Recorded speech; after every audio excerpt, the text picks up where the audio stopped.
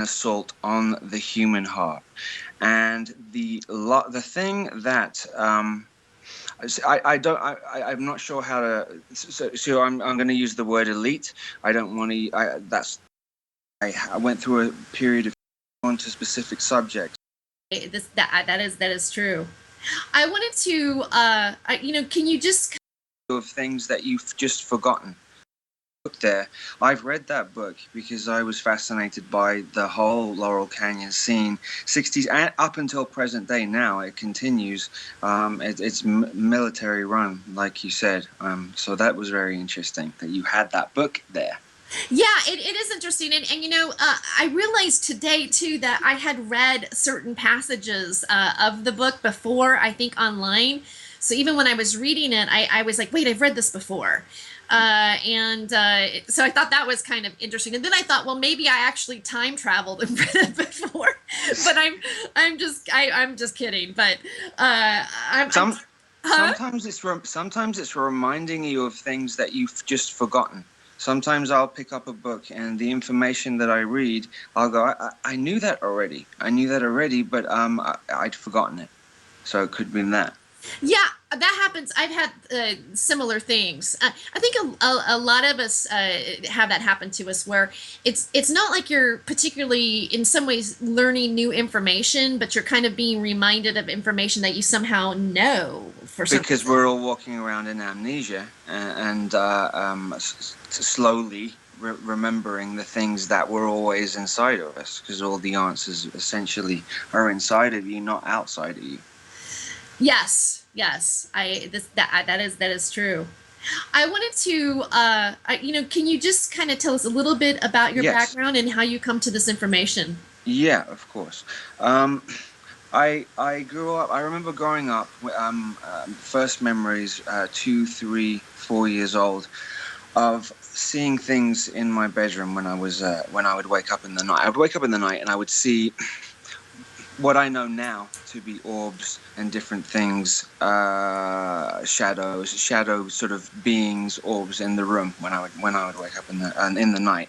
So I was always sort of connected and knew that there was. I didn't know. I didn't have anyone to speak to about it really, because it's children when they talk about those things are generally the closet monster or the boogeyman under the bed are usually pushed away.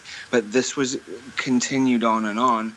And as I became a teenager, I became obsessed with finding out what was actually going on. And as I continued to study, I was more and more interested, even as like mid-teen, 15, 16, 17, in mind control. And I didn't, it was something that nobody else around me, and this was, mid-90s, nobody else was talking about it. And I was fascinated more and more by it. And as I studied it more and more, I realized that we're drawn to things. We're magnetically drawn to specific subjects, topics, people, because they're there to teach us something or explain or remind you of something that's going on. And I found 2002, 2003, I started running into people who had similar stories to me. I lived in New Zealand from 2000 to 2004, and that's pretty much the opposite side of the world from the UK. And I started to meet people who had very, very similar experiences to me. And so studying that, with my mother when I was a child, she's an astrologer and a tarot card reader. So I had a basic understanding of archetypes and astrology. So I began to understand that the cities that I'd lived in throughout my life seemed to be laid out in a specific way, in a geometrical way, where a courthouse would always be in a specific place, the police station would always be in a specific place. So then I started identifying numbers connected with different places, libraries. I noticed how they were doing that. So that led me then to in March of 2008, I'd moved back from New Zealand. I'd moved to LA. I'd lived sort of near where you are now. And in March of 2008, I went through a period of 2 weeks, and I've talked about this before. Um, from what I understand now, with trauma-based mind control, it happens this way. When a child is traumatized before the age of about 3, before the age of 6 and before the age of 3, when a child is traumatized before the age of 3, it immediately creates an amnesiac barrier, so the child doesn't have to keep reliving the experience of whatever the trauma was. Mind control has been going on since Egyptian times and before then. So they've just sort of refined it through the Second World War, through the Nazis, through the Second World War. They sort of refined it and got it down with technology and with the occult. So they have it down now to a perfect science. And what had happened, I'd heard what had happened around the age of 30, 31. There often can be a bleed through where nothing can hold those memories in that spot anymore. So it can be compared to a schizophrenic breakdown, but by categorizing somebody as schizophrenic with that, you're sort of kind of dismissing and not realizing that there's a lot more going on with it. As I had these memories come through, I started to realize that the timeline and the events that had happened in my life didn't make sense and didn't fit exactly how I thought they had. And this 2-week period, which I'm not going to go into now because I've spoken about it before, but this 2-week period literally woke me up to literally flip my life on its head. And so by the end of 2008, I had to get involved in exposing or finding out what was really going on.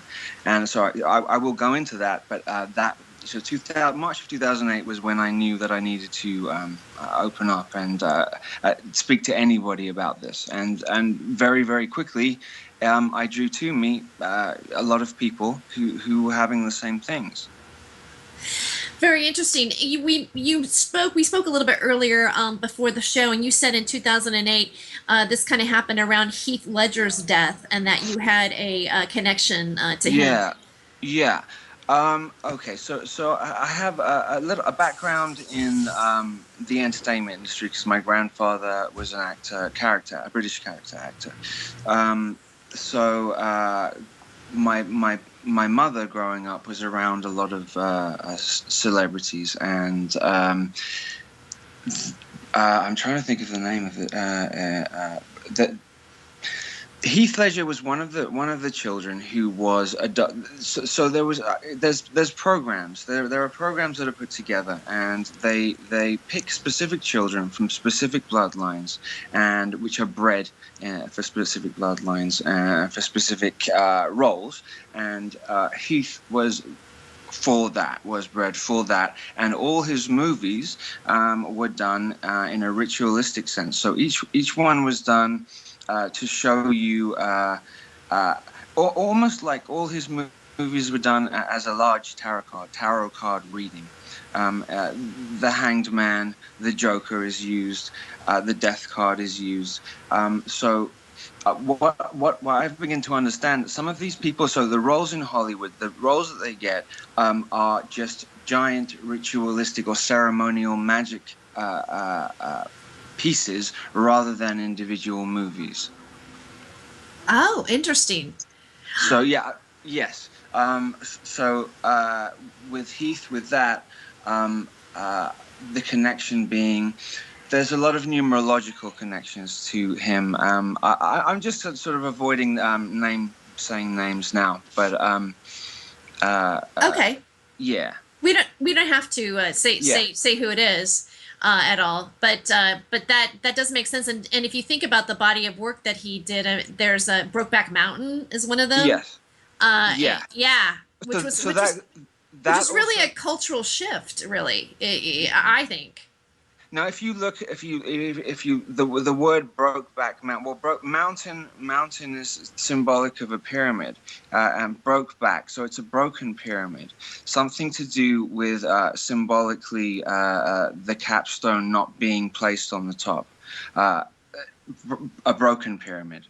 That's what I got from that. The movie itself was more conditioning to make it more acceptable for the new order that is being put in. There's conditioning, slowly conditioning to accept certain lifestyles. It's not really about a gay or a lesbian thing. It's just that they keep pushing down. It's like a drip, slowly, more and more accepting, because they couldn't go ahead and put out the depravity that they want to put out immediately. They have to slowly lead you to a point so that you accept it that way. And so I'm just addressing the Brokeback Mountain particularly movie. Yeah. Well, thank you for doing that as well. So I want to know the esoteric aspect of Hollywood and the ritual. I mean, right now being Halloween, I'm sure that there's probably a lot of things going on in this town. Hollywood. So Hollywood itself is based on the Holy Wood, which is I don't know if you know that there's a certain smell in Hollywood, which comes from the wood that grows there, and Holywood. This holy wood is the wood of illusion, and so they're using that particular area to manifest through the subconscious of the people who watch, which is most of the Western world. Movies are done in a sort of similar to a dream state. They put the mind into a beta state. So when you dream in, or usually you would dream in pictures, and it's at one to the other, like a movie. It cuts from one to the other. So that puts the mind into a beta state, and then triggers can then be layered throughout the movie to then imprint within the person. If you do that en masse, because the subconscious is the thing that controls and manifests the physical reality, you can manifest what you want through a mass of people watching a movie. Yeah, I can definitely see that, Max, and also being that having participated in many ways in the creative process down here, that is what is going on.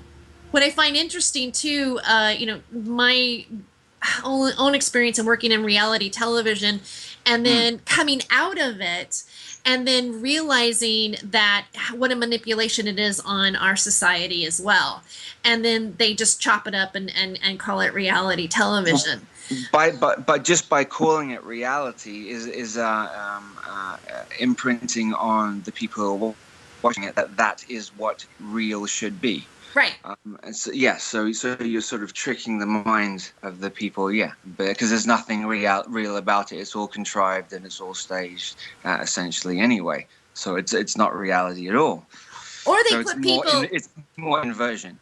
They put people too. Either they put people in situations that, based on their, I think based on their personalities and stuff, that they've figured out, because you're definitely cast. You play a part in it. Regardless.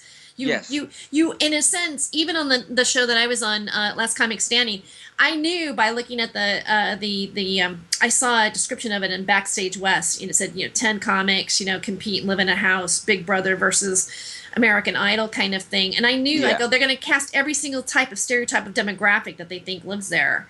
Example. Right. And then they give you a situation to play out between one another based on what they've been watching. I really think they watch you come in, they go, okay, this person, this, and they give you situations, and people reacted in a particular manner that's part of the game. Who understand. They'll have psychs there who will be able to read and scan you very quickly and find vulnerabilities within each person, and then play you in a particular situation that will provoke or invoke a reaction that they want you to have. And very often, a lot of the people, certainly in American Idol and Big Brother, most of these contestants have been MK'd anyway.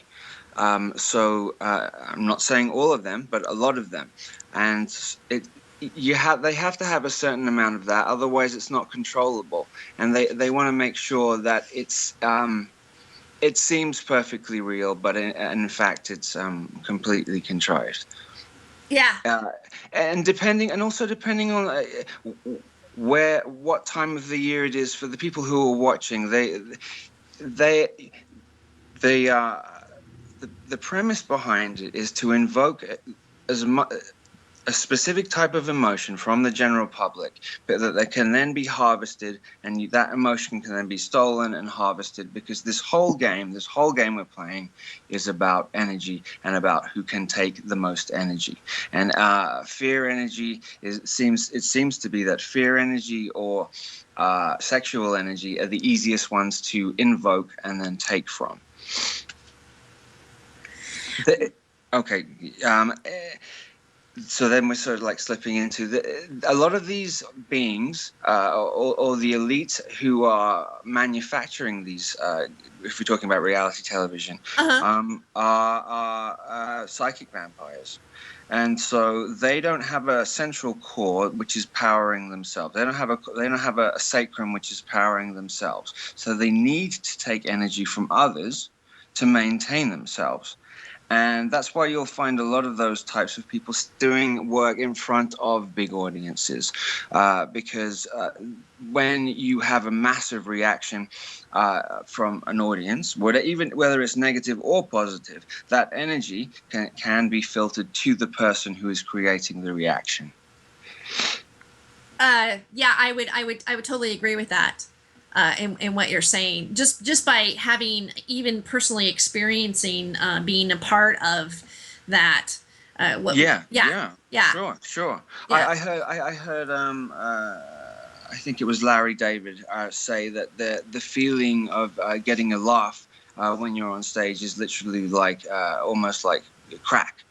So it becomes addictive, and that the feeling of adulation from a group also becomes an actual addiction, and that comes from the reptilian brain. So it ties in with any and all other addictions as well. Yeah, no, I know that too, and I know several people like that. It is addictive. You do get a rush of energy from an audience, or doing something like that, being underneath that kind of. Yeah, it's very intoxicating, and some people it can be destroying if you don't get centered and Sure. and realize that we're not living by our ego self. We're living by something else, but something much greater than that, really. Yes. So you have to be able to look beyond it, the prison of perception and the feeding of that kind of energy, sort of. Yeah. It's interesting. Yeah.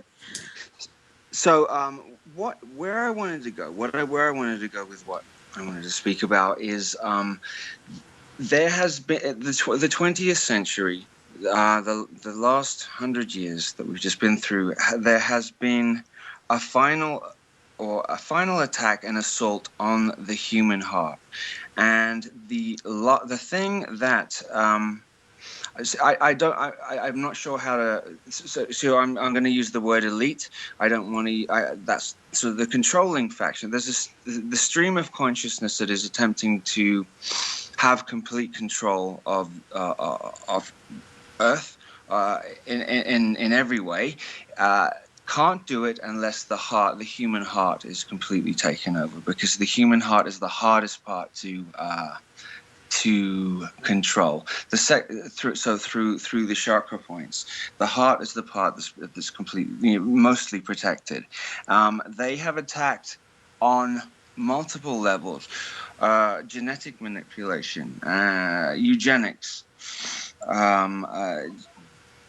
There's a war going on between a priest caste and the scientists, which has been going on pre-Atlantis. It's been going on for 50,000 years, and the war that's going on today, the present war that's going on today, is the same war that was going on before, with the same characters involved.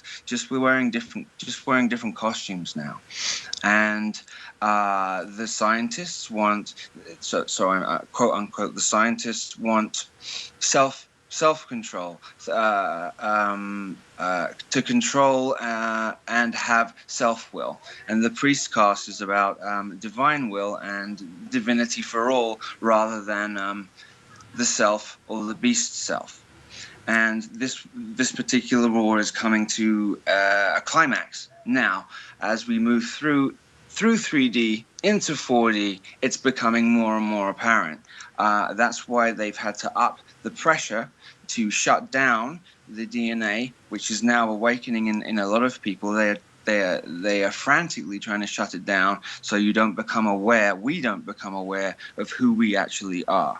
Because as soon as human beings become aware of who they are, then the reality that we have falsely created here will end.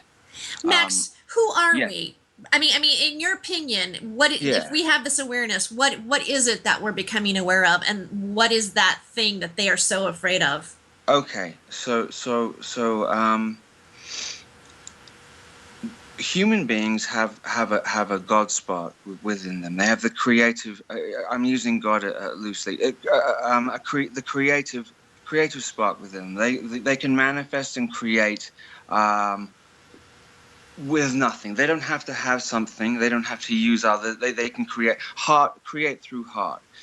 This particular stream of consciousness, which is using sound to imprison Gaia at the moment, they don't have the ability to manifest and create in 3D like human beings do.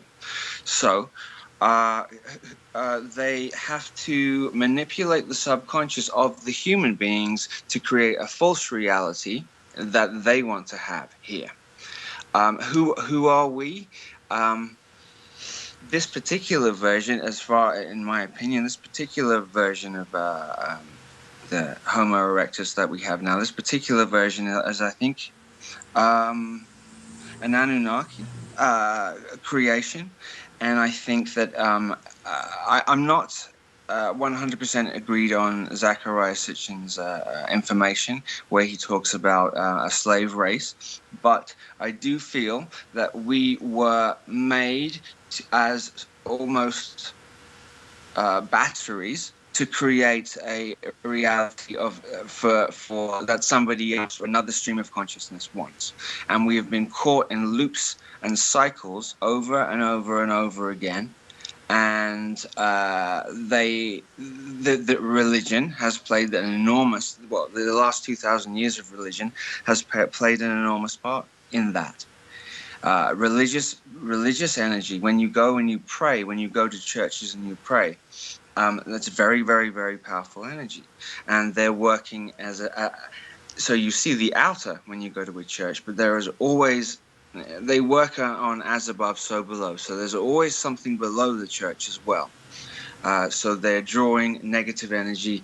They're using the prayer energy for themselves to continue manifesting an inverted reality. And it also connects to the planet Saturn, and Saturn being bound, and using Saturn, which is not. There's a lot of negativity talked about Saturn and how it's a negative thing and a negative planet. Well, it isn't. It was captured and bound, and they're using the. All planets are neutral, and it's just the intent behind, or the will behind the use of it, which gives the polarity. And they're using the lowest possible frequency that Saturn has to then be amplified through the false moon that we have, and then creating an inverted negative reality. And it's breaking down. And it's literally breaking down now because of an awakening. Literally, I think there's an awakening of the planet itself, and because we are part of the planet, we are in and one the same. The human beings are waking up with the planet and realizing. In terms of numbers, I don't know how many have to wake up to be aware for this to stop. But I know that this is how we're going through this moment now. We're going through it. We'd been through it before. When Atlantis fell, 15,000 years ago, 12,000 years ago, is another cataclysm where there was a chance to awaken and remember what was happening, remember who we are, and we didn't. And a lot of the priests went underground, and then we have the Egyptian, the pharaohs from Egypt, then were a lot to do with the dark sorcerers from Atlantis as well, because the Egyptian template of control is what they particularly like. The master-slave reality with top-down hierarchy, with the elite at the top and the slaves going down, literally in that pyramid shape, is what they see as the ultimate way to have control. Max, I want to go into get into the LA area and the Laurel Canyon area and the MK Ultra and the military industrial complex, and your knowledge on that with the entertainment business. And I've looked into the whole Disney aspect of what they've done to the young stars there, and again I'm interested in Laurel Canyon and your knowledge. You mentioned earlier. So Disney and Crowley was sort of synonymous. Walt Disney and Aleister Crowley were synonymous, and they were working together, and embedded within the Disney stories. I mean, it's very apparently very, very pedophilic, but within the stories there are secrets that are put in and embedded within it, and there's mystery school knowledge within it. So interesting you bring up Disney. It's totally to condition, and it's very important for them to get hold of the children first, because as soon as possible, because they're the new creators. So Disney was put together with around the time of Project Paperclip, when the Nazis came over. So and that was one of the powerful attacks on the human heart again. If you have a specific question about Laurel Canyon, then it's naval intelligence. There's a base as you go. If you're coming down, the area. If you're coming down Ventura Boulevard and you go north, you go over the canyon. As you go over the canyon, Mulholland is up there too, and the Getty Center, as you said, is around there. That John Paul Getty money, so multi-billions were put into the base that is in the mountain there.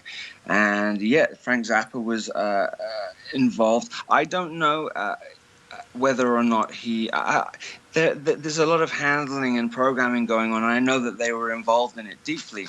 I know that David Geffen and the producer David Geffen and the producer Rick Rubin are high magicians, high sorcerers, and most of what goes on in this space is technology and magic, black magic, negative magic, to continue to maintain the system that is going on now. I've noticed. I lived in Pasadena, California, for a really long time, and and again, for myself, there's that realization of what actually is really around you after being there for so long, in a way, because. There's Caltech, there's JPL, there's the whole NASA, all that stuff going on in that town, and then you have. Pasadena Playhouse and this sort of, entertainment thing going on, although not quite as prevalent. And, I remember one time I was at a bar in Pasadena, California, and this guy just sort of randomly says, do you know that L. Ron Hubbard and Anton LaVey knew each other? Yeah, and then there's Jack Parsons, and then I keep for myself, it seems like more of the story unfolds where there's the Jack Parsons connection, and then Aleister Crowley, and then the whole black magic that the Agape Lodge there in Pasadena, yes, and also Dr. Drew Pinsky has 2 rehab centers in Pasadena, and Drew Pinsky is a programmer and handler for celebrities, and he is deeply entrenched in that in Pasadena. Just another. I mean, that. I mean, I know the guy. I know Drew Pinsky, and he is very much not talking about Jimmy Kimmel as well. Drew Pinsky is connected to Jimmy Kimmel. That Masonic building that's on Hollywood Boulevard there. It had to be. Jimmy Kimmel had to do his show there. It was set up for him to do that there. He's also part of. There's covens, so he's part of one of the higher covens that go on in Hollywood, and the way that the layout is of the guests and the interviews within the Freemasonic building is all kept exactly how it was when it was used as a gathering spot. So the rituals that had gone on within that building, that's ritual is so important to them, because when you do a ritual, you then draw on all the energy of anybody else who had ever done that ritual before. Because when you do a ritual, it creates a morphogenetic field that then you can attach to and empower yourself. So ritual is critical to them. Oh, wow. That's it. I do also now. Isn't the word Hollywood also the word from it's from the holly tree? It's the sorcerer's wand it's made out of. Is that okay? So they call it Holywood because that particular the holly tree is connected to paganism. The holly berries, interestingly enough, Halle Berry. Is connected. That was a name coded for her because she's a monarch. The berries from the tree. In the Egyptian book, there's a book, very famous book called the Egyptian Book of Living and Dying, and there's a book called the Egyptian Book of the Dead, and they were both written 2,000-3,000 years. They're old book, 2,000-3,000 years ago. And in the Egyptian Book of the Dead, it goes into detail about using about how they were even back then mind controlling, creating mind controlled slaves using potions and burning certain things and using berries, and so the holly and the berry are very significant. Yeah, and it's an illusory wood. The wood in paganism, the wood connected to that tree is a wood that will cast.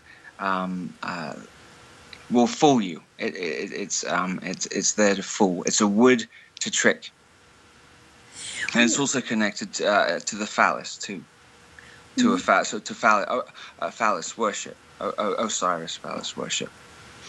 The Oscar.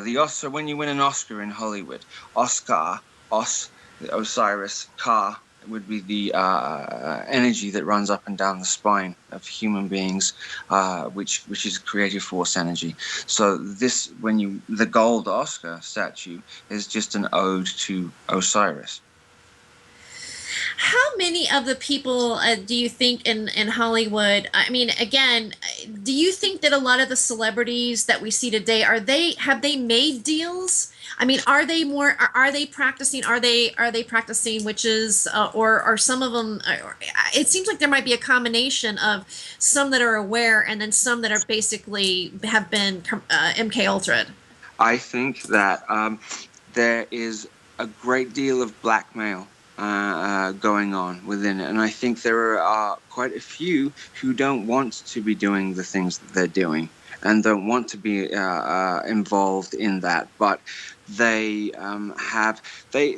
will pick people who have a propensity to do things that are debauched or against the law, and then gather information on them, hold the information, and then say, unless you do this, you'll be exposed. So there's that part, there's that aspect of it. When you're talking about shattered mind from trauma-based MK, the front altar, which is the walk around everyday altar, has absolutely no idea that any of the other ones exist. And so because of that, it's very, very hard to blame, because they don't know. In terms of deals, I don't know. I don't know. Possibly deals from generations before, possibly deals from 100 years ago, that this particular family member will get this if this is done. 7 generations back. I know that that goes on. But as I said, so the altars are not aware of any of the other ones. They think the front altar is all that there is, and if a trigger word or a sound or a frequency or a color is then done, it could only be a very mild shift to an altar that is very, very similar to the front altar that you see, but it will do things slightly different. So I think it is a combination of both. And I think there are genuinely some literally sociopathic, psychopathic people in there who get kicks from doing it as well. How many of the people that are that work in Hollywood would you say, actors?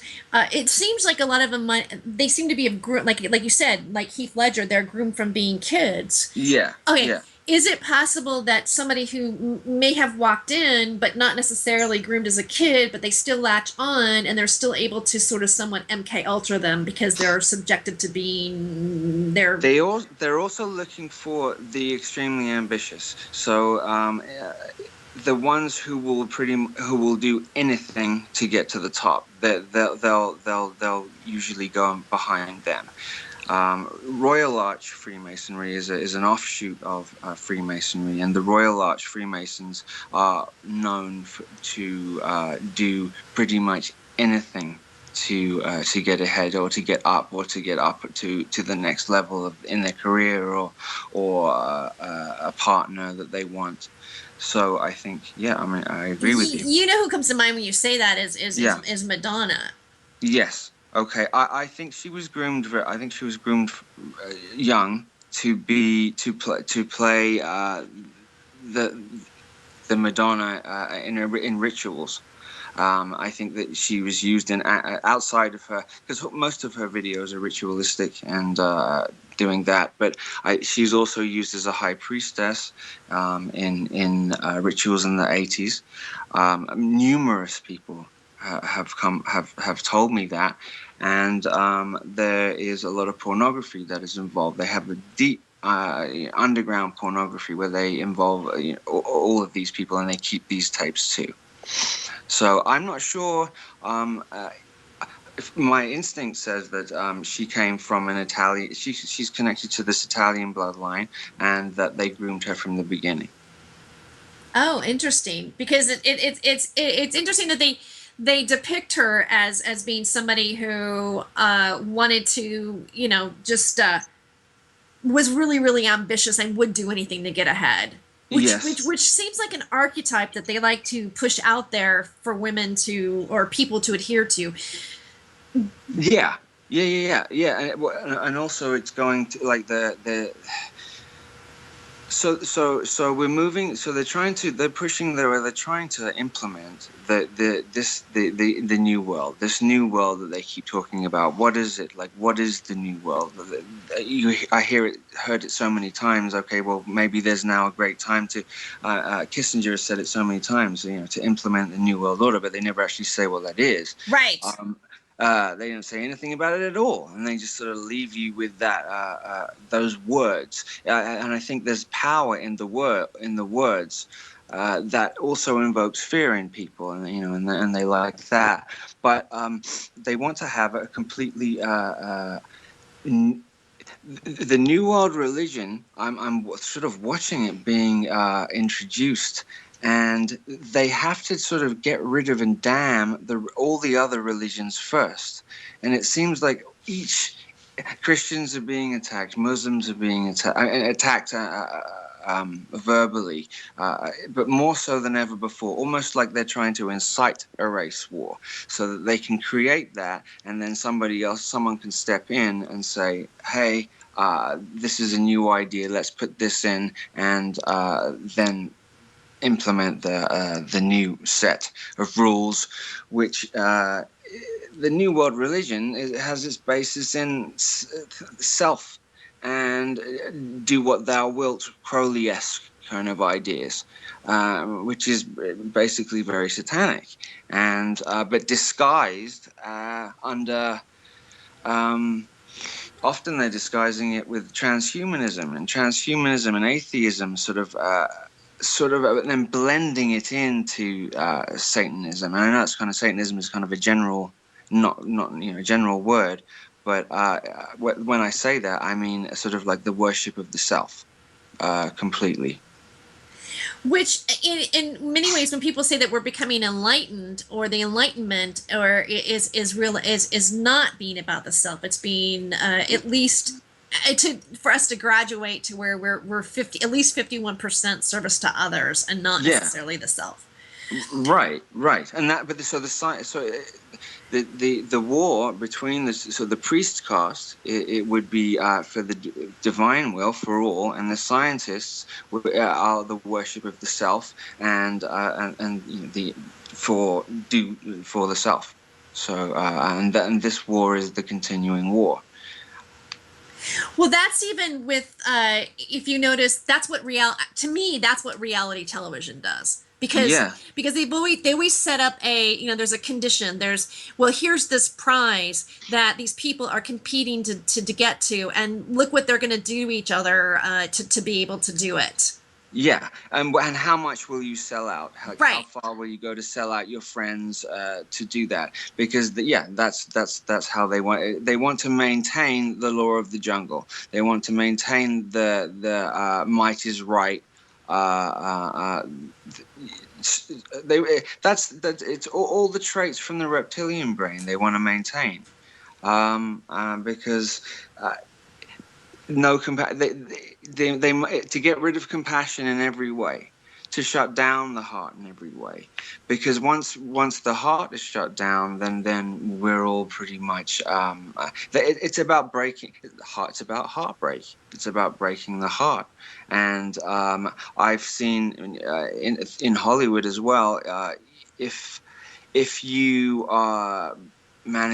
if you harm or you break the heart of if you're in a relationship, and this happens on a grand scale, they seem to get rewarded for it. I mean, I'm just bringing up the Courtney Love and Kurt Cobain. I know it's not specifically that, but there was a huge payoff for her. As soon as he died, as soon as he was out of the picture, she was in movies and she was all glammed up, and she skyrocketed after that. Yeah, within immediately. Weeks. Yeah, within weeks. It's like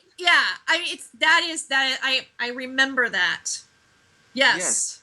And that goes on. That goes on. I mean, and something just came to mind with Eric Clapton and his son Connor Clapton died and fell out of the window of a hotel.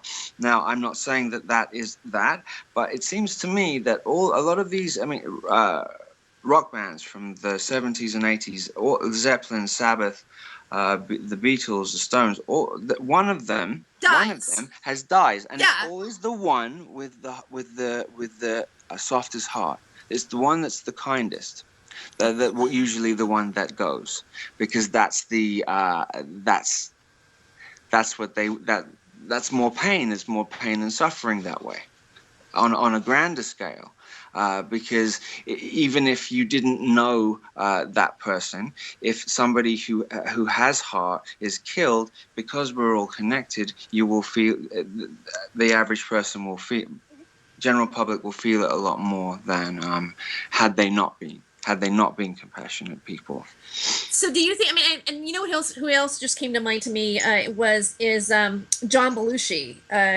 John Belushi dies and then his brother comes out of nowhere. Out of nowhere, and then yes, and so that, I mean, that's a huge sellout for your, to sacrifice your brother, and then he had a career and for 30 years.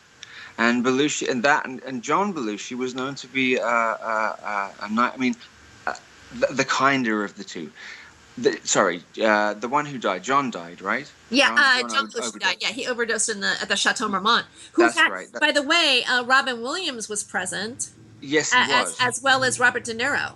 De Niro was there, really? Yeah, that's what I heard. I mean, that's to my understanding, and they both, of course, scuttled out of there, right? Yes, but being there at the death, there are rituals that go on when somebody dies, and they can draw energy, or the soul energy, from the eyes of the person that is dying, and that happens. So I don't know if that happened there, but when there's someone hanging around at the death, I always thought there was some connection or something was going on there. Yeah, with Robin Williams, because I think that Robin Williams is deeply involved in it, and not saying that he was an evil man, but I think that they had a lot of dirt on him, and he knew a lot of secrets, and he became a liability, I think, and they got rid of him for that. It's interesting that you bring him up. Because I've been.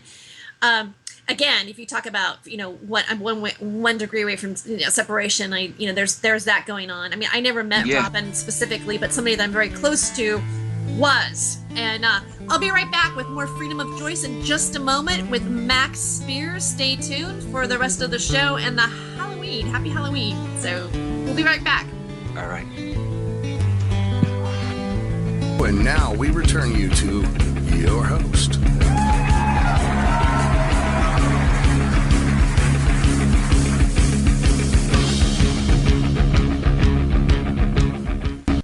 All right, welcome to the Freedom of Joyce show. I am Terry Joyce, your host, and welcome back.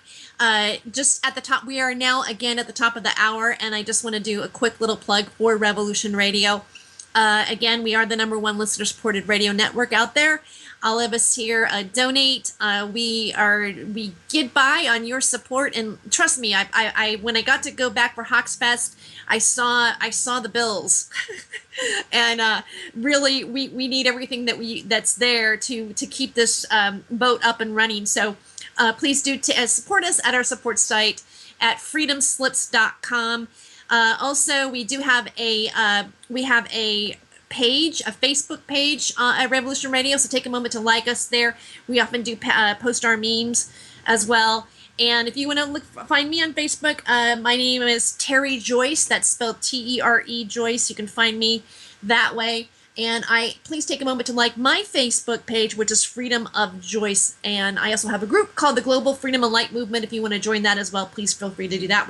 We post many things. Oftentimes, I always post my shows and all that kind of stuff. So, anyways, I want to welcome back Max Spiers for being here tonight. Thank you so much. Hi, Terry. Hello. Hi. We were just before the break. We were talking about Robin Williams. Yeah. Yeah. Go ahead. Yeah. I would like to go a little bit more, whatever information or thoughts, a little bit more in detail about that. He was huge to us. I mean, in the community that I'm in, and I do have a friend of mine who's very close to him at the time, and even kind of went on some of the shows and sort of spoken about his death and what they hypothesized took his life. I think what they wanted to tell us was that he had some sort of depression based on some medication he was taking for depression, which always blows my mind that the very thing that you take something for actually makes you commit suicide. I mean, haven't we woken up and realized that that's ridiculous, right? They never released the company Eli Lilly, which is a George Bush funded company who put out Prozac, which is one of the main SSRIs, antidepressant. They never released to the public the stats of what happened to the initial tests of the people, and over 50% of the people, when they were given reasonable doses or average doses of it, had killed themselves. So interestingly enough, the name of the company who makes Prozac is Lilly, which is connected to Lilith, the energy Lilith, which is often connected to negative feminine. So yeah, the SSRIs, which those antidepressants, make not everybody, but I think people who are sensitive and who are gifted and are aware, slightly more aware, awakened, it can be very, very damaging. And I've experienced that. I took Prozac for 4 weeks in 2000 because I felt I needed it, and it just was not the worst thing that I could have done. It made me not care about anything. It made me completely apathetic, they're not good, and they were never meant to be good. And Big Pharma was never meant to be beneficial to human beings. It was always meant to maintain the problem, to keep the money coming in. Why would they want to get rid of it get rid of any of the physical ailments when they make so much money? Because the drugs cost so much money. Also, yeah, I'm with you on this, and I've, I think Big Pharma and all of that. I mean, all of the, it's just a terrible agenda, that they. Sure. Yeah. It's kind of clear. I mean, it seems very clear as well. That's the thing. Did you know that Prozac, 50% of the medicine in there, half of it is fluoxetine and half of it is fluoride. So when you take it, you're putting massive doses of fluoride into your body, which makes you subservient and slower, and you do as you're told. Fluoride. There's huge amounts of it, and that's not talked about, and that's not said. Max, I want to get a little bit back to Robin Williams too. Yes. Which for some reason he's just on my mind right now. It could it be too because he was so beloved as well, and the public. It was. Yeah. I mean, I felt my heart hurt, and just because I thought about all the different movies, and he even in a lot of the parts that he's played in films has come from their heart parts. I think he always played Awakenings. The movie Awakenings comes to mind with De Niro. Actually, as you said, he was there with Belushi.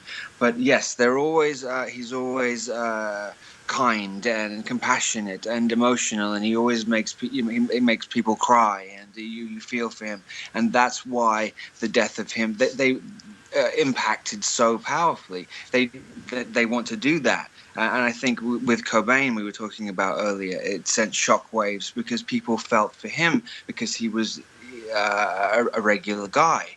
And seemingly a regular guy, and the more suffering that's caused to the populace, the bigger the gain.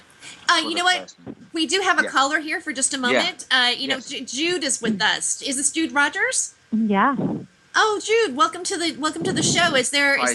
Hi. Max, hi. How you guys? Hi. Thank you for talking about this and being here. I tried to get everybody to hear you, but okay, so take a breath. This is about Robin, my beloved Robin. Uh-huh. Okay. From the very moment that I heard that he killed himself, I didn't believe it. And there is that. So, what do you really think? Because there is a July 6th issue of the National Enquirer, and it published parts from his. I guess they actually did do an autopsy finally. It says there was no evidence at all of trauma, which would have occurred if. So they made a story up that he was murdered by some random robber and he didn't commit suicide. But I mean, I think it was far different than that, personally. And there was that, there was that sketch from that bizarre TV show that aired. What's it called? Oh, Family Man. The yeah. Family Guy. Family Guy. Yeah. Uh-huh. So go ahead. Let me hear you. You must have seen that, right? They do. So knowing that the subconscious is the manifesting part of the physical reality, they'll layer into animation, often animation more than anything else. So then the subconscious of the people accepts it, and then almost allows it to happen, allows it to unfold. So they'll slip it in and do it that way. There was lots of 9/11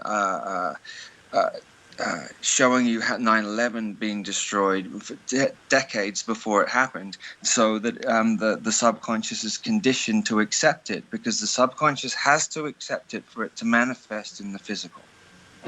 How clever I just don't buy that he committed suicide. Well, I don't either. I mean, and plus, he died again. He died the same way as that scene that his son died in the movie. And then they were also blaming his death on the fact that he had some sort of open heart surgery where they took the heart all the way out of the body and then put it back in again. So there's the attack on the heart again. Supposed to cause depression or something. Yes. So that's a symbolic attack on the human heart again. And Robin Williams stood for heart. We were associating Robin Williams with compassion and heart. And so them telling you they're taking the heart out and putting back is then one more attack on human beings' heart. They're trying to break the heart. That's the final thing. That's to them. That's the final thing. Was his death on a significant date? Yes, I think it was on a numerologically significant to him and his astrological or his natal chart. But did he kill himself? No, I don't believe that he did at all. Thank you. No, I don't. You didn't say that before, Max. Oh, I'm sorry. No. You were kind of hinting that he might have committed suicide because his subconscious accepted it. Well, I mean, I didn't say his subconscious. I said that the human beings have to accept that. It's not whether or not he killed himself. His death. So they layer into TV that his death is then accepted. It doesn't matter which way, and then so then that manifests itself. Well, Oscar Wilde, there's this Oscar Wilde quote that the only way to tell the truth and not be assassinated is to be funny, but that's not necessarily true. Is what I'm realizing. That it doesn't matter if you're funny or not funny. They might still take you out. There's also, within this book that I'm reading about the Laurel Canyon incident, it mentions Lenny Bruce of all things. I was just going to say Lenny Bruce, and he was working for the FBI at the end. He was a rat. He was a spy, and he was informing for the feds on drug deals that were going down. And I think they got rid of him because he was in the know about a lot of stuff that was going on. Lenny. That's interesting. You know what? Because I always saw him as being this sort of victim. Well, I'm not saying he still is a victim, but as being this person that went up against the institution for freedom of speech, and then also he pointed out he was pointing a finger at the police and the Catholic Church, which I don't think they really wanted somebody to be doing at that time. Yes. In the 60s, but knowing that he might have been an informant, how linked he was, and that happened. He also died in Laurel Canyon. Yes, yeah. It's a sacrificial ground area. I think it's a Native American ground area where a lot of deaths happened. So I'm not driving through the canyon anymore. I shall go to no parties there anymore, ever. Never say never. It's definitely got an electric energy about it. That's for sure. Oh, wow. Jude, thank you so much for calling in. Thank you, Jude. Okay, blessings. Blessings. Bye. Happy Halloween. Yeah, okay. Ciao. Ciao. That was. I'm really glad she called in and asked more about Robin. And what about Joan Rivers? What is your thoughts about her? Her death was very mysterious as well. Yeah. So much. All the information coming out about the transgender movement and that's part of the new world. They want to have a new world slave that is androgynous and not defined by male or female, because that weakens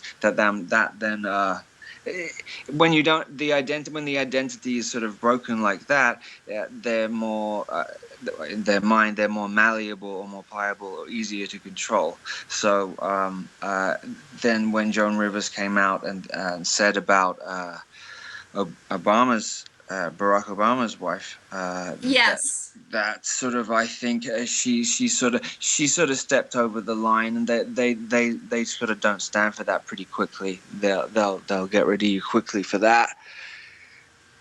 they didn't even honor her at the Oscars either. They didn't. The memory. Unbelievable. Yeah. Yeah.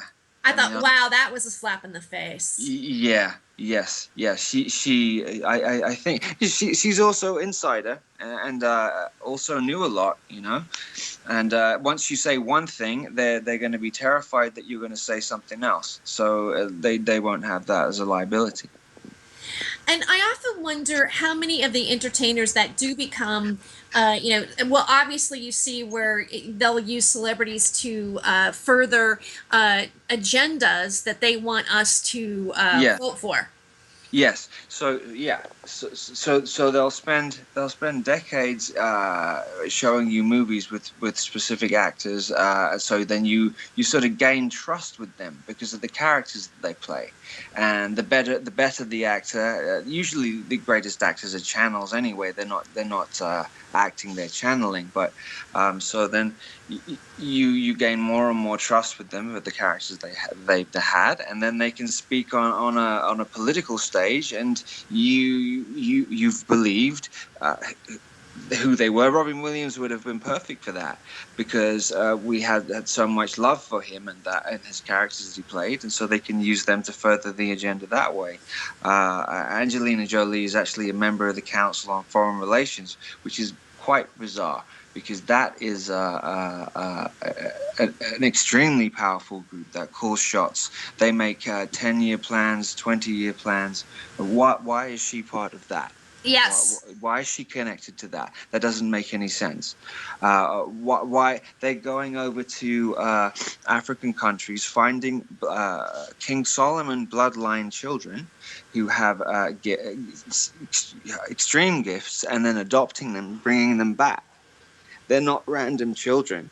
These are children that have been found from specific bloodlines and then brought back. Oh, I didn't know that. Yes. That makes sense. So they're not being as humanitarian as we think they are. It's inversion again. No, they're not being humanitarian at all. Bono isn't humanitarian at all. He's part of the eugenics program.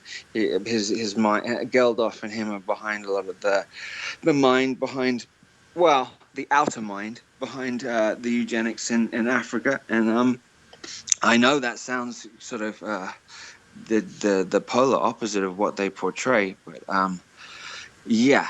They're part of that. I want to also invite. We have another caller. Thank you so much. Okay. And if anybody else does want to call in, I haven't even announced it, which is even interesting. You can call us at 347-688-2902 here on Revolution Radio.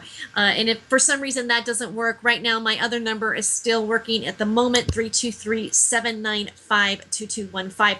Caller 646. Welcome to the Freedom of Joy Show. Oh, thank you. Wanted to, on the note of eugenics, and I was wanting to segue back to a little bit earlier when you were talking about antidepressants and how they're half fluoxetine and half fluoride.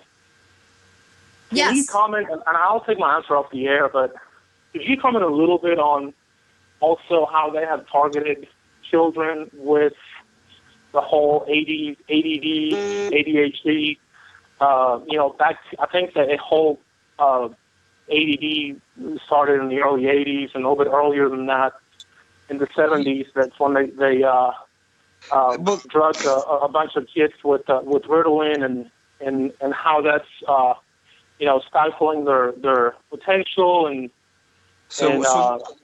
What the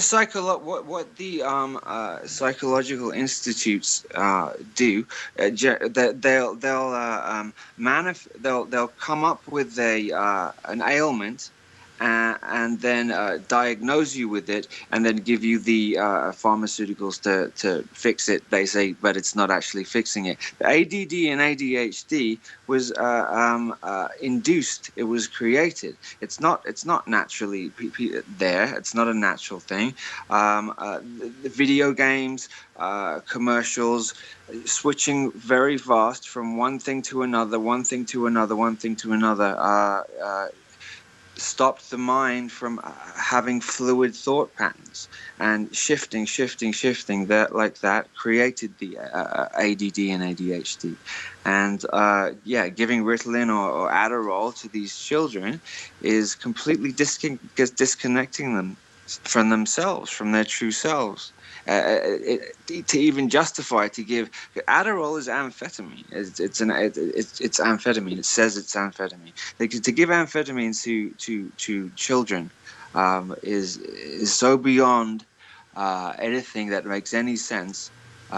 We still have we have millions of kids here in the States on these amphetamines, and to this day people fall for the whole narrative that the whole scam that it's a chemical imbalance or whatever, and what you were saying.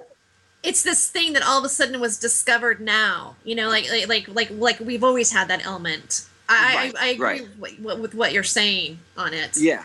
And then there's a pharmaceutical drug that's there to all of a sudden, to do something for it. Yeah.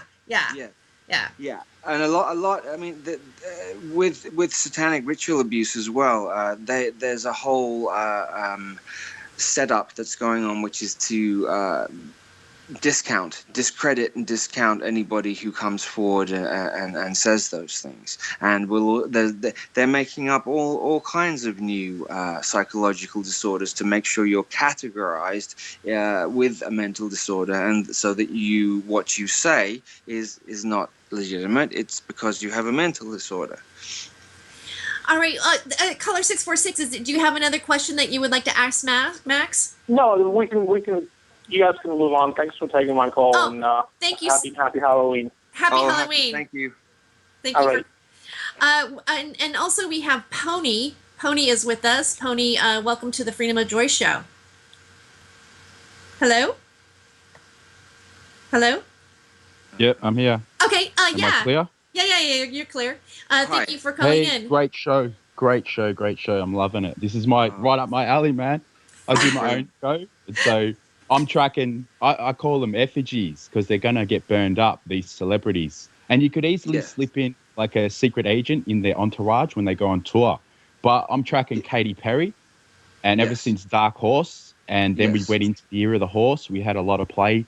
What's his name? Paul Walker died in a Porsche. Porsche symbol is a horse. Michael Schumacher went down, drove for a Ferrari horse. Philip Hoffman, friend of horses, died on the horse. Same day the Broncos got slaughtered. So there was something there. Now we're in the year of the goat. Next year's the year of the monkey. So I track all this stuff as well, man. It's awesome. Yeah, it's all ritualistic. They're all it's critical for them to do things obsessively ritualistically, because then they're empowering even more. Like I said, when you do a ritual, you're drawing on all the power of the ritual that's ever been done before. When people are killed on certain days, it empowers it even more in certain places at certain times. They keep all this information for themselves, and it's been passed down through thousands and thousands and thousands of years. What's the deal with the blood sacrifice? Because for me, they just pulled one off. And it was, they got rid of the makeup artist of Selena Gomez, who Celine was ravished by Pan, the goat man, and was also the makeup artist and the Super Bowl themed artist for Katy Perry's Super Bowl. They took him out just a few weeks ago. So now, what with Selena Gomez? What when you were talking about Pan? What was that from a music video? No, her name, when you speak it, you say Selena, but Celine was ravished by Pan back in the mythology aspect. Okay, I'm with you now. Okay. And we're in the year of the goat. and they tried to put the goat statue into Oklahoma, Baphomet. That's right. And at the same time, the Hindus wanted to put the monkey statue in. And we're going into the year of the monkey next year. So they put a side-by-side echo of time there in Oklahoma. Yeah. Brilliant. Yes. Yeah, it seems to be moving so fast. The fact that that you could put a Baphomet statue up, that it even would be in question to put one up, shows you that we're like in a different place than we used to be. Yeah, it got rid of the 10 Commandments. And also you mentioned Bob Geldof, and they took his daughter. And a gelding, a horse without its... and what about Michael Hutchins? Michael Hutchins. Yeah. So well, that's a long time ago. Yeah. But they wanted to disgrace him. They wanted to make it, because the death, that autoerotic asphyxiation is known as a calling card to humiliate as much as possible. I mean, to embarrass the family and the man himself. He was obviously murdered and put into that position. So was David Carradine. Yes, Carradine, same thing. Yes, he had a whole lot of knowledge as well, and I think he was threatening to speak. And that's their calling card for the biggest embarrassment. I mean, it's horrendous. What do you think about what's happening with Randy Quaid and how he's talking about the Hollywood star whackers, and again he mentions Heath Ledger, and you look at their behavior, Evie and Randy, and a lot of people. I mean, I know I have a lot of friends that will say, oh, they think he's whacked or he's lost his mind, but then again, you have to realize what maybe he's gone through. Because a lot of entertainers have had bizarre behaviors, for example, let's talk about it. I mean, like Martin Lawrence, I think, was publicly going crazy one time, and he did. He jumped out of his car with a gun and said, "They're trying to kill me," I forgot his name. The one who left. Chappelle, Dave Chappelle. He also came out and said the same thing, and so the effeminized. There's a big thing to feminize the male, to take out the male, because if you have a population with a weakened, effeminized male, then they're easy to take control of. So dressing up men in dresses, or the feminist movement initially at the beginning. Taking out the position for the sort of like a lot of males now don't know what the position where they're supposed to be anymore. Or Caitlyn Jenner. Yes, exactly, and that was a huge push. That's definitely a huge push to accept it. And now there's children saying, well, it's okay. A 5-year-old or a 6-year-old saying that they are transgender. Well, look at Angelina Jolie's daughter. Right. A lot of us, and what I find interesting is Will Smith's son. Yes. I'm looking, what is going on here? Cher's daughter. Yes. There's a lot of transgender or gender identification issues with celebrities' children. Yeah. Jaden Smith was wearing a dress, wasn't he? Yeah, he is. Yeah. Multiple times. That's conditioning to accept androgyny. Yeah, more and more so. I had an experience with, and I'm going to share it because this is the reason why I think there is really something going on. I had a very odd experience with a man who wanted to work with me in Hollywood, and basically, his studio was across the street from the Hollywood Cemetery. And he kind of came off as like, because I do shows about cannabis and things like this, and he goes, William Morrison wants to do a tour, et cetera, et cetera.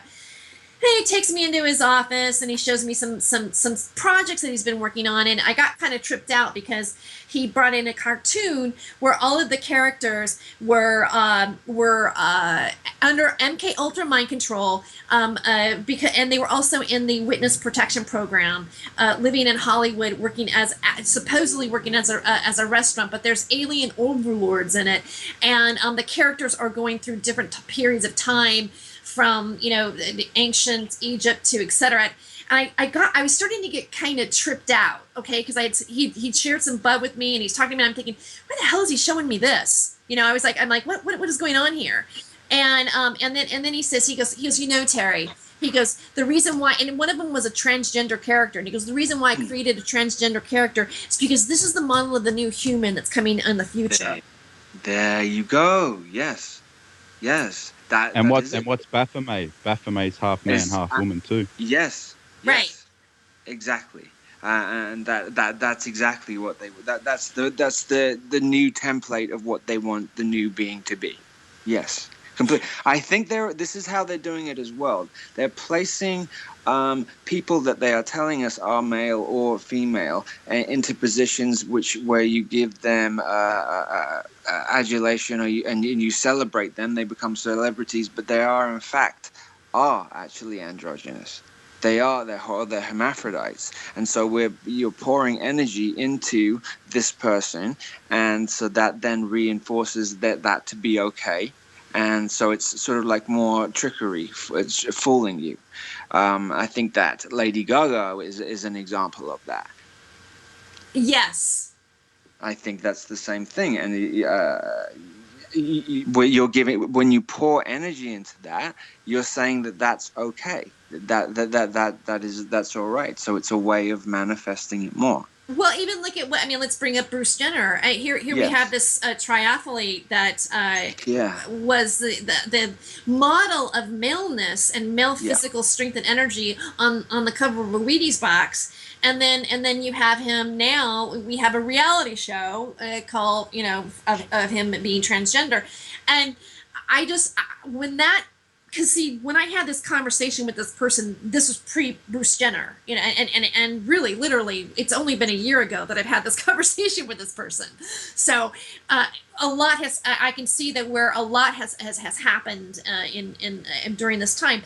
Now, what was interesting about our conversation, this is another thing that tripped me out, is I was asking him, I said, so what do you want? What do you think we could do together? Why are we having this conversation? Well, first of all, this is another thing that he told me.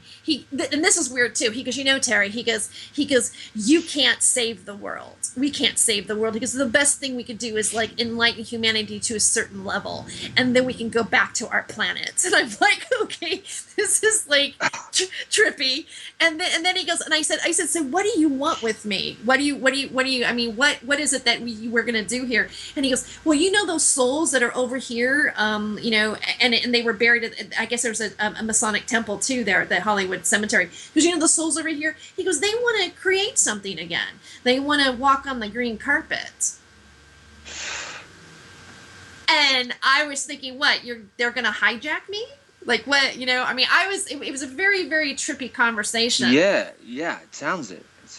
Right. But then again, that's how come I kind of I have the feeling that when we talk about these things, to get that close to that area, and go, well, wait a second, there is something going on here. I mean, why does he have a cartoon with alien overlords on it and MK Ultra, and there's a transgender character? I mean, you can definitely draw a little bit of a correlation to all those kind of characters.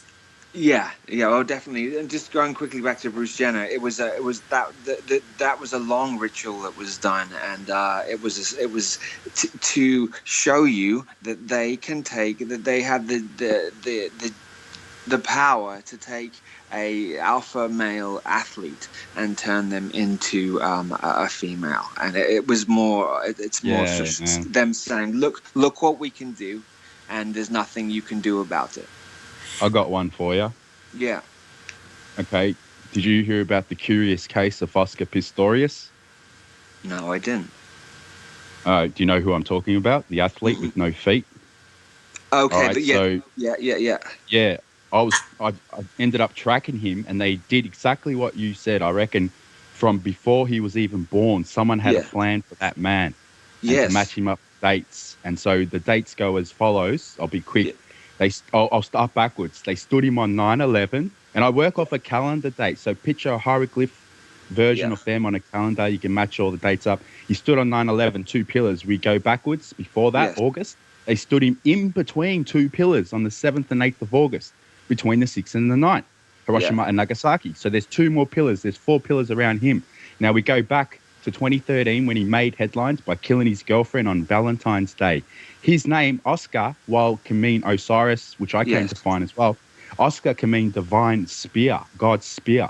And Pistorius can mean miller or baker, giant stone. So he's a giant stone. He's surrounded by 4 pillars. Now, one more stone. We need one more stone to equal the Georgia Guidestones because of the 4 pillars around and one in the middle. There's one over the top. Well, within 24 hours of him killing his girlfriend, a stone came in over the top, over Russia, February 14th, 15th. So I reckon they built the Georgia Guidestones from him, a symbol of what's coming. And he was born on November 22, 1986, the day JFK died, but not this year. Yeah. And so, man, I reckon someone purposefully cut off his feet, and he had handlers and people who guided him through his life to reach this point, matching up to what you said, that while we sit around and watch TV, they sit around and draw up these super plans that are coded. Yeah, super rituals. They're mega rituals. Man, they are. And that flight M370 and all that stuff too. Yeah, and they're so obsessively on point to do how they put it together. It almost seems too big to be true. Yeah. In a way. And I wonder if God exists, is it God's plan anyway? I think there's a stream of consciousness that is trying to push itself away from separate itself off completely from source, and that's what I think they're trying to do. Yeah, I'll give you another quick one. We're in the year of the goat, so Baphomet can play. Now, on April 11th, I work on a calendar, so picture Obama on the 11th in that square. Yeah. He went into Panama on that day. The very next day, Hillary Clinton put her hand up on April 12th to be president. That's the same day Freddie Gray went down. He died a week later, April 19th, Waco, Oklahoma. And so on the calendar, April 11th, Obama in Panama, and then Hillary the next day. They built Baphomet on a calendar, man and woman, back to back, with her putting her hand up, just like Baphomet. So that's how I operate. As above, so below, the hand thing. Yeah, man, it's kind of everything, though. I find that I'm like a sponge, and it's not just one thing. They pull pieces from Christianity to pagan, everything, which is the same anyway. What I've noticed as well is I've noticed with commercials, adverts, that I'm seeing now, rather than the commercials being individual, they're all one. They're all one thing, and they're all telling you one thing. They're all connected. They're not separate from each other. If something is advertising soap, dish soap, and another commercial is advertising car, seemingly completely disconnected, but not disconnected at all. And they will also put specific commercials in with whatever is going on or whatever you're watching on television at the time to reinforce or to add to the ritual of whatever TV or movie you're watching. Yeah, there's the simple brainwashing that the repetitiveness of the information makes us believe Al-Qaeda pulled off 9/11. But then there's that other underlying secret message code aspect that is sort of maybe an echo of time, something that's coming through early, and you just got to pick up on it and read more into it, actually. Definitely. Yeah, and the more you do, the more you see it, too. The more you see it. Because it's everywhere. It's almost like everything is screaming out the truth if you only look with the right eyes. Everything is sort of telling you, isn't it? Max, I want to bring something up too. I'm going to just shift a little bit here, but I want to bring it up is the Salvador Dali connection, because we were talking about that a little bit earlier, and his symbolism of the melting clock for time travel and how his art affected the subconscious. Yeah, because I'm a fan of his artwork, I looked more and more into him and his history, and that I know that the original. So I read a book when I was young called Subliminal Seduction, and it was about advertising, and was about how within all most advertising there is sexual themes, etc., etc. So that invokes, and then you purchase a product. But then I looked more in. I was looking back at Salvador Dali's early work and throughout his progression, and I noticed that they were.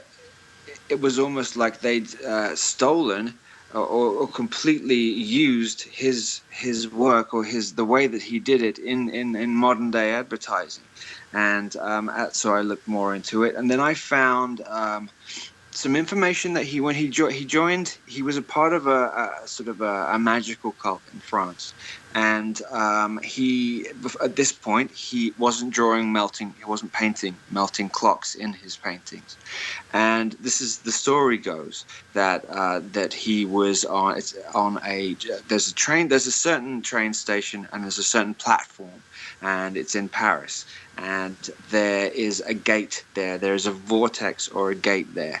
And this group that he was involved in knew how to access this particular vortex or stargate.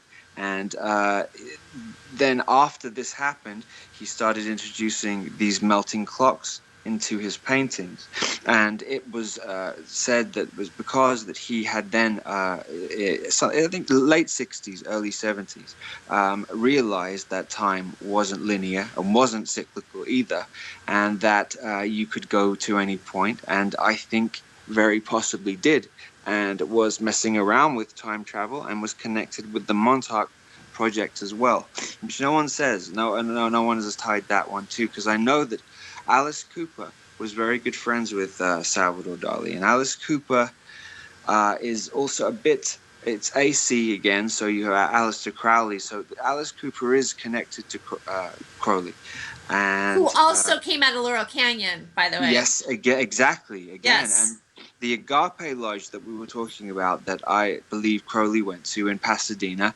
he was also so Crowley was an MI6 agent along with Ian Fleming and Roald Dahl, and they were all involved with this on the West Coast there as well, on a military capacity. So the MI5's kind of like Hogwarts, and they sent out all their agents they built up. Yeah. Yeah. Cool. Yeah, I believe it, man. I believe it. I really do. What do you feel? I mean, here we are. I mean, again, all of this. I mean, and I still want to go into to tracing how everything's somewhat connected with the agenda that's happening, and our entertainment business, and how we're creating our reality, and the bringing in of this new world order, religion, and agenda that we have coming towards us, the transhumanism. I mean, all of it is just kind of unfolding underneath our eyes. And yet at the same time, we're waking up and realizing these things and finding that human creative energy power within ourselves. What do you think is something that how do we take this energy or this realization that we are co-creators in our reality and evolve? I mean, are we? Is it possible to have a positive outcome, like where the people that aren't able to create, that are basically using the human as a battery? Yeah. How do we as individuals start to become empowered so that we don't have that happening to us anymore? Well, I believe the outcome is going to be positive anyway. I believe this time that this ends and these cycles come to an end. I don't believe that it's going to continue this way anymore. It's definitely to do with self-awareness, and even cell phones and computers, and the fact that when you go out to a restaurant and you sit I look at a table of 6 people and they're sitting around and they're all on their phones, disconnecting. They're not connected. People aren't connected. Community is disconnected, and so. Becoming more aware of self, becoming more, even just sitting and talking bring conversations back, bring group conversations back, bring trading and bartering and rather than in terms of not the monetary system, a different form of that, or connecting with people, reconnecting with people. The division is the thing that's managed to maintain this in the first place. The dividing languages, divide by language, give patriotism, like I'm right and you're wrong, so you keep dividing. And so it's a little bit of a trick there, because then they're saying, okay, well, one world, bring everybody together and everyone will be fine. But on the surface, they're doing it to herd the cattle and not to join heart together. So how do we do it? I think like self-awareness, and I think speaking about this stuff, I mean, and I think it's very important to not work so hard on people who don't want to do it, and who've chosen. There are a lot of people who have chosen to go around and do these cycles again, and do the master-slave cycle again, who are not ready to move on. And it's almost like a little bit of a waste of energy, because they've already chosen not to change. They've already chosen to do the cycle again. It makes me think, for some reason, I thought of that song, Master and Servant, that song by Depeche Mode. Yeah. Yeah, it's so, we've been so indoctrinated with this kind of consciousness, in our music and just everything, the slave master sort of mentality, and also the victimization of it. Like, yeah. If they don't maintain that all the time, 24 hours a day, then there's a chance that people would wake up. So they're like, it's intense, and especially now, because of the vibration raising on the planet, they have to intensify it even more. I was thinking about deodorants the other day, and the fact that you put the glands under your arms are extreme. The glands and the hormonal releases that are released under your arms when you put or spray any of those things there, you're literally altering the hormones in your body. And that's another way that they're effeminizing or masculinizing females with hormones in deodorant and body creams, etc., etc. Oh man, well, here's one thing that I've experienced with certain deodorants, and I always have, is the aluminum factor in them it just itches and aches. Like I remember the last time I used one of those, I felt that almost like as if my gland swelled for a moment. Yes. Yeah. I was going to give the analogy of the sword and the stone as well, and if you take the S off sword and you take the S off a stone, you have word and tone. Okay, so the tone is the frequency, which is maintaining the sort of the imprisonment of here. So the word, which would be the sword, which would be, if you can counteract the frequency that is being the megahertz, the hertz frequency that is here, that is imprisoning, you can counteract it by word, by the throat chakra, by chanting a certain way. If that can be counteracted, the inverted false reality that's here would all of a sudden not be here. So the sword and the stone. Go ahead. Oh, sorry, go. I was going to ask, because then the English language that's been cultivated for us to speak this way, so we cast spells. You said word earlier that made me think in a new line. Cell phone. Self-own. Good one. Yes. So work on that one, but please, sword and stone, please continue.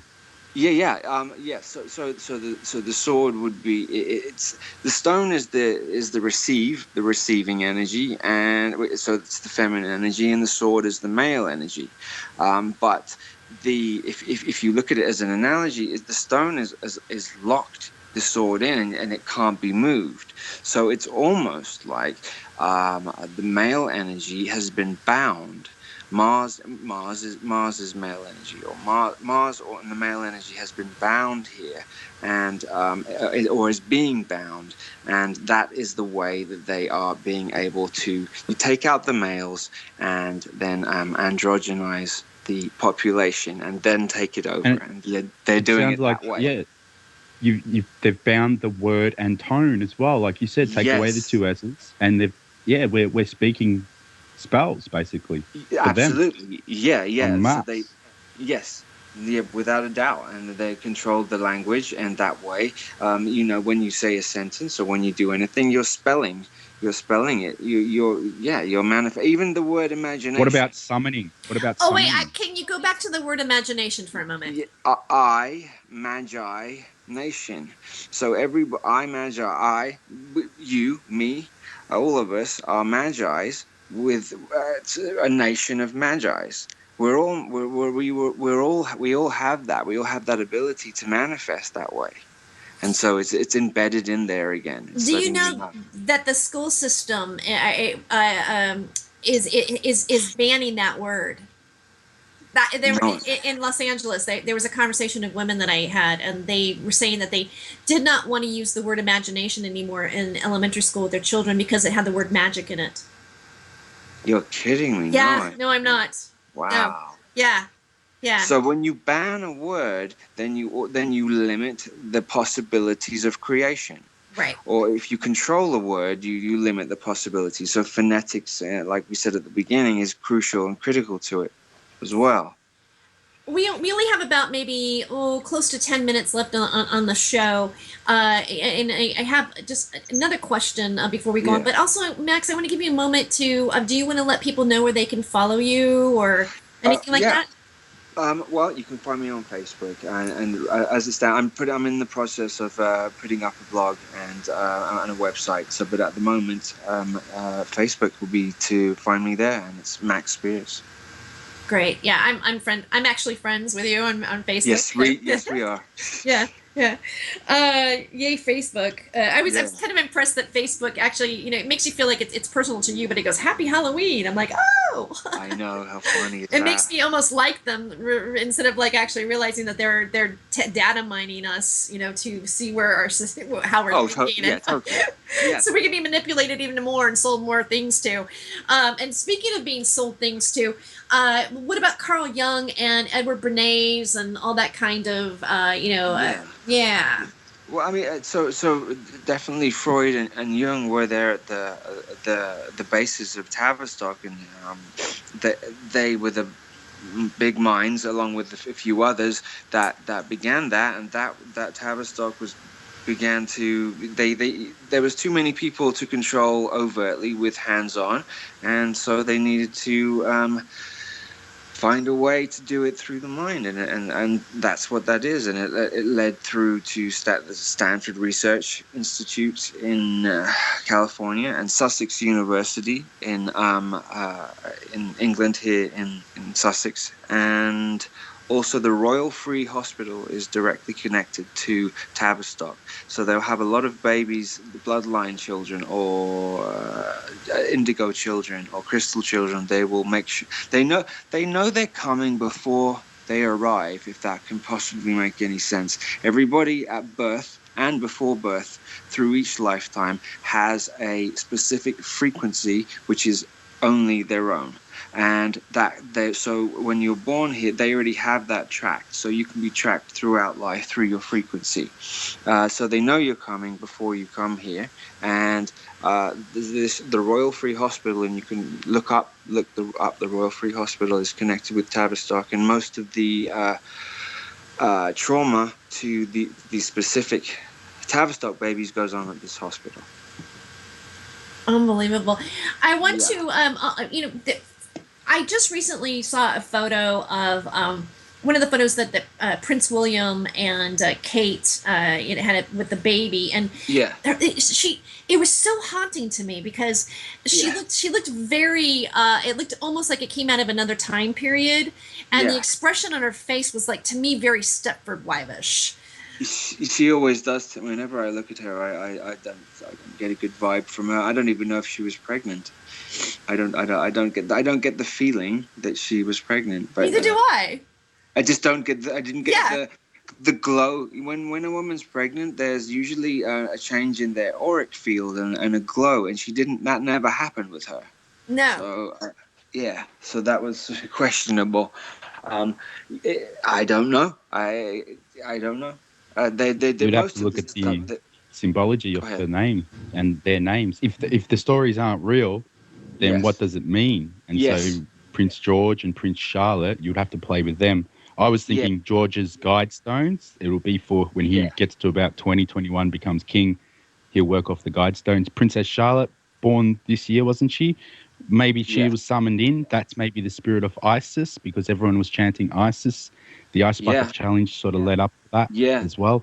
So en masse, the vocal tone, the word and tone again. Now, Yes. possibility. I work off as well, straight up. I say dog, you say cat. So Charlotte's Web, the spider, 8. And then Yeah. 2015 can equal up to 8. Yes. So, Yeah. yeah, man, it's just some sort of holographic universe with a touch of magic almost. Yeah, it is. It is, and it's sort of like when I'll watch sometimes, even with rugby that I was watching today, or a football match. The numbers. I know that these particular players are not in on what's going on, but they end up lining up the numbers sometimes really synchronistically, like they're telling you something, like it's being explained. How is that working? Well, it's working through ritual magic, but what's magic anyway, apart from the manipulation of electromagnetic energy through will and intent? And electromagnetic energy is the force that builds, is the building blocks of this reality. So they Well said. I'll drop off, right. guys. I'll leave you to it, Oh, Terry. wow. Thank Thank you you very so much. much for calling in Well, tonight, pleasure. Pony. Thank you. Pleasure. Actually, I just met Pony recently because I'm doing I'm actually hosting some of the one of the roundtables here on Thursday mornings between awesome. 2 a.m. Eastern. If you're ever up, you're welcome to join. All right. Sometimes we do things. So yeah, I do you think, and I've often wondered this, when you understand the chanting and the words and the vibration of words, and I don't know what, the other day I kind of had I was driving, I had a little vision. I don't know if it was just my imagination or what it was, but I thought of like monks all chanting certain words that matched with symbols that were part of the architect of energy, that they could actually move objects up and down. They were actually very quickly molding. Definitely. That's Definitely. real. Absolutely, definitely. And I've used it in psychic attacks that I've had done to me, which have been many over the years. There was one particular time I used the chant Hugh, which is just HU, and you hit a certain pitch. And when I did that, the force field that came around me was incredibly powerful. It was blue, and there was a child, like a Buddhist child, like a Buddhist monk, but he maybe he was 6 or 7 years old. He was above me, and he was hitting the same pitch with the sound that he was doing, and then the attack that happened faded and disappeared, and the child that was there acknowledged me and disappeared as well. So it's definitely sound, and releasing this is to do with sound, and the imprisonment is to do with frequency. Wonderful. Thank you so much for being on the show tonight, Max. That was Max Spiers. And happy Halloween to everybody that's listening. Have a wonderful weekend. I'll be back next week, Friday and Saturday. Thank you for tuning in. Douglas Dietrich is next. Enjoy.